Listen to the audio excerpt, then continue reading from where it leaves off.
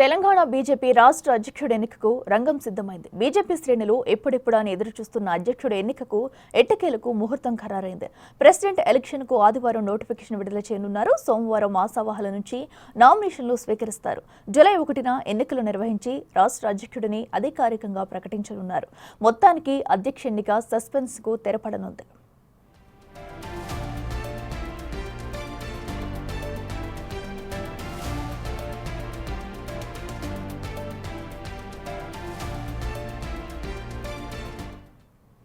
ఇదే అంశానికి సంబంధించి మరింత సమాచారం మా ఇన్పుట్ ఎడిటర్ పవన్ లైవ్ లో అందిస్తారు. పవన్, చెప్పండి, ఇప్పటి వరకు ఉత్కంఠంగా ఎవరు తెలంగాణ రాష్ట్ర బీజేపీ అధ్యక్షుడు అవుతారనేది ఉంది. అయితే ఎట్టకేలకు కూడా దీనికి సంబంధించి కూడా నామినేషన్లు పర్వం అయితే దూసుకొస్తున్న సందర్భం మనం చూస్తున్నాము. సో అయితే ఎంతమంది ఆశావాహులు దీనికోసం వెయిట్ చేస్తున్నారు? డీటెయిల్స్ ఏంటి?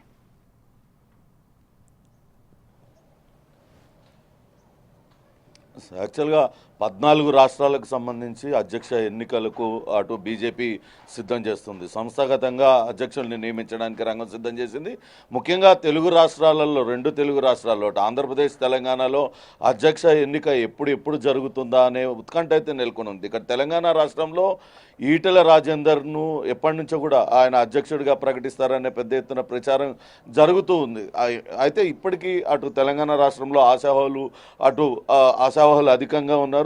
అటు ఈటెల రాజేందర్తో పాటు ధర్మపురి అరవింద్, నిజామాబాద్ ఎంపీగా ఉన్న ధర్మపురి అరవింద్, వీళ్ళిద్దరి పేర్లు బాగా వినపడుతున్నాయి. అట్లనే మాజీ ఎమ్మెల్సీ రామచంద్రరావు కూడా ఆయన్ను అధ్యక్ష పదవిలో నియమించాలంటూ ఆర్ఎస్ఎస్ నుంచి తీవ్ర ఒత్తిడి ఉన్నట్లుగా తెలుస్తుంది. అయితే ఇప్పటికే కాంగ్రెస్ పార్టీ బీసీ నినాదాన్ని తీసుకోవడంతో పాటు అటు బీసీ రిజర్వేషన్ల అంశాన్ని చాలా ప్రతిష్టాత్మకంగా తీసుకోవడం, బీసీ జనగణన చేయడంతో బీసీనే నియమించాలని అటు బీజేపీ అధిష్టానం భావిస్తున్నట్టుగా తెలుస్తుంది. దానిలో భాగంగానే ఈరోజు నామినేషన్లు విడుదల చేయనున్నారు. రిటర్నింగ్ ఆఫీసర్గా శోభా కర్లాందజే, ఆమె కర్ణాటకకు చెందిన ఎంపీ, ఆమె రిటర్నింగ్ ఆఫీసర్గా వ్యవహరించనున్నారు. రేపు నామినేషన్లు దాఖలు చేస్తారు. ఆ తర్వాత అధ్యక్షుని ప్రకటన ఉంటుంది.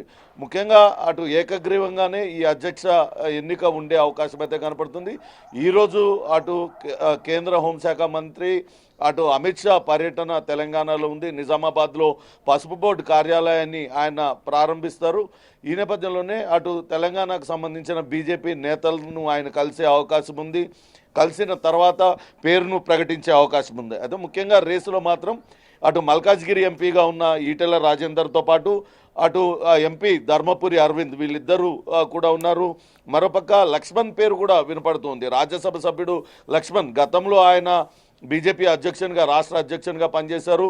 వివాదరహితంగా ఉన్నారు. అందరినీ కలుపుకుపోయే అవకాశం ఉన్నట్టుగా ఆయన పేరు కూడా వినపడుతుంది. కానీ లక్ష్మణ్ మాత్రం తాను కేంద్ర రాజకీయాలకే, జాతీయ రాజకీయాలకే పరిమితం అవుతాను అంటూ ఆయన తేల్చి చెప్పినట్టుగా సమాచారం. అట్లనే బండి సంజయ్ పేరు వినపడ్డప్పటికీ ఆయన కూడా కేంద్ర మంత్రిగా కొనసాగుతూ ఉన్నారు. ప్రస్తుతం అధ్యక్ష పదవి చేపట్టే అవకాశం లేదంటూ ఆయన కూడా అధిష్టానంతో చెప్పినట్లుగా తెలుస్తుంది. దానిలో ఈటెల, ధర్మపురి అరవింద్, అలానే రామచంద్రరావు, వీళ్ళ ముగ్గురులో ఎవరో ఒకళ్ళ పేర్లను ప్రకటించే అవకాశం అయితే కనపడుతుంది. ఇక ఆంధ్రప్రదేశ్లో కూడా మరోసారి అధ్యక్ష ఎన్నిక జరపడానికి కూడా సిద్ధం చేస్తున్నారు. ఇప్పటికే ఆంధ్రప్రదేశ్ బీజేపీ అధ్యక్షురాలుగా దగ్గుపాటి పురంధరేశ్వరి ఉన్నారు.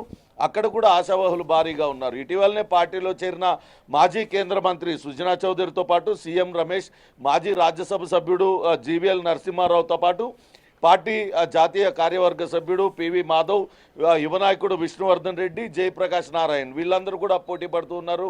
కానీ అటు జాతీయ నాయకత్వం మాత్రం అటు దగ్గుబాటి పురంధరేశ్వరిని మరోసారి కొనసాగించాలని భావిస్తుంది. ఎందుకంటే దగ్గుబాటి పురంధరేశ్వరిని బీజేపీ అధ్యక్షురాలిగా నియమించిన తర్వాత అటు గణనీయంగా ఓటు శాతం పెరిగినట్లుగా పార్టీ భావిస్తుంది. దానిలో భాగంగానే మరోసారి పురంధరేశ్వరికి అవకాశం ఇవ్వాలని అటు కేంద్ర నాయకత్వం ఆలోచిస్తున్నట్టుగా సమాచారం. అఖిల.